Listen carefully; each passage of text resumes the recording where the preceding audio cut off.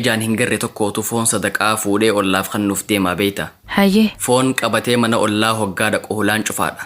Ni dhadhe warri hin dhageenye fakkaatti. Tole. Irra deebi'ee dhadhe. Edaa warri manan jiru. Intaloota akka qofa manatti dhiisanii deeman. Intalti qaama dhiqachuutti jirti. Balbala dhadhahamtu dhageenyaan bakkuma jirtu eenyu jettee gaafatte. Ana Fahadi je'een. Namuu manan jiru eenyu barbaadde jetteen. Foon sadaqaa tokkoonin deema. Hoodhoon irraa fuudhii je'een. If keessatti namtichi ijaan qabne arra eesaa foon sadaqaatiin deema jechaa akkuma jirtuun dhayxee bantee foon irraa fuute. Qullaamoo? Eegaa ijaan hin arkuumi. Duuba hoo? Amma eegarraa fuute siitu sadaqatee jettee gaafatte. Ana je'een. Maalirra dhaabbattee sadaqatte adeeru niyyaan maali jetteen. Tole. Bardhi hoo tanaa haakima dhaqeetiin ija ooppareeshina na godhanii fayye. Amma sirrittiin arka.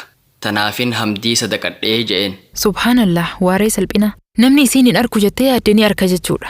Osoo arkuus baate akkuma nama ija qabuutti keessummeessutu gaarii. Akkasi.